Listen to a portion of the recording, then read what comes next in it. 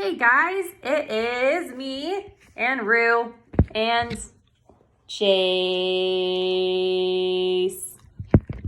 Rue said she was going to be better today, so hopefully she is. Okay, so we are doing the questions for chapters 8 and 9. All right, so let's get started. Quick write. What is your favorite place to be? Why do you love it? I would say the beach back home in Jacksonville, Florida. I love it because, it's a beach and beaches are great, but I would also put that I love it because it's home. It's where I grew up. Okay, so what's your favorite place? Why? Tell me all about it. Okay, number 1, how many sections do Charlotte's legs have? Remember, we have to get our answer from the text. So if you go to page 55, I need to go to page 55, and then you go to paragraph 3. Charlotte's talking. She says, "My legs are hairy for a good reason," replied Charlotte. "Furthermore, each leg of mine has 7 sections." So the answer is B, 7 sections. Number 2, what does Wilbur try to do in chapter 9? So we will go to page 56, paragraph 4. "I could spin a web if I tried," said Wilbur, boasting. "I've just never tried." So what is he doing in that chapter? He's trying to build a web, letter B.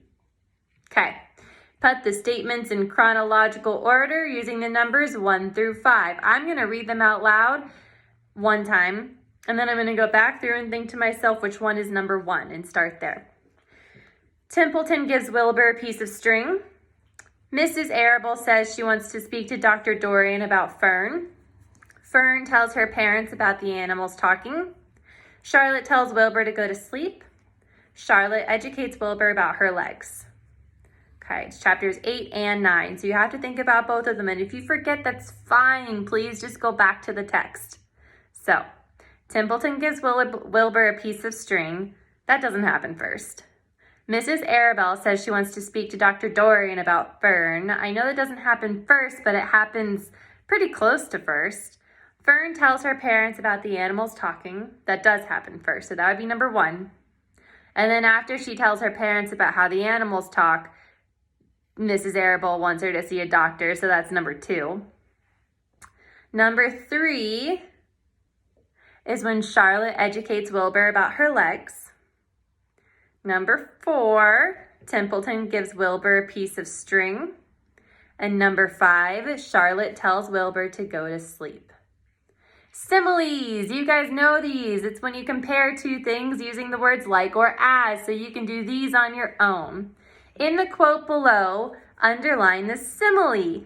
Circle the two things being compared. Draw a box around the like or as used to make the comparison. The goose appeared, followed by her 7 goslings. They thrust their little necks out and kept up a musical whistling like a tiny troop of pipers. So box, like or as, and tell me what is being compared. Okay, answer the following in complete sentences. What does Fern tell her parents about her time at the barn? How do her parents react to this? So all of that is in chapter 8, which is pages 52, 53, and 54. It's a very short chapter, so you need to reread that chapter and tell me, what does she tell her parents about her time at the barn, and how do they react? You can use first, next, last for this one. First, Charlotte says, to her parents, then her mom, next, her dad, after that, and so on and so on. Number 2, what does Wilbur try to do in chapter 9? Does he succeed or fail? So starting at page 56, in paragraph 4, where he says, "I could spin a web if I tried," start there and go all the way to page 58. And in 56, 57, 58, it tells you all about Wilbur's adventure what he tries to do, and how it ends. You can do first, next, then last for this one too. So first, Wilbur, blah, blah, next, then, after that, and make sure you tell me at the very end if he succeeded or failed. Number 3, in chapter 9, Charlotte says, with men, it's rush, rush, rush every minute. I stay put and wait for what comes. Give me a chance to think. What do you think is better, to be busy all the time or to stay put? What do you guys think? You would do an opinion for this one, so you would say, in my opinion, I think it's better to blank or blank. Give me some reasons. Okay. We are at vocab. We have rambled, oblige, and sedentary. So I am looking at your flashcards right now. Rambled, talked in an aimless way. It's kind of like you're talking. You're not really talking about anything, really. You're just kind of talking. That's rambling. So rambled, definition, talked in an aimless way. What is the same thing as rambling? Synonyms. And what is the opposite of rambling? Antonyms. Then you have oblige. Oblige is to assist or help. What is a synonym? What is an antonym? And then sedentary is idle or inactive. You're not doing anything. So synonym and antonym. And then fill in the blanks. If you have a blank desk job, it is important to get up and stretch your legs throughout the day. My teacher cares about me and would do anything to blank with my schoolwork. The child blanked on and on until she realized no one was listening anymore. Beyond. Okay. In the bubbles below, write anything new you've learned about spiders so far from the book.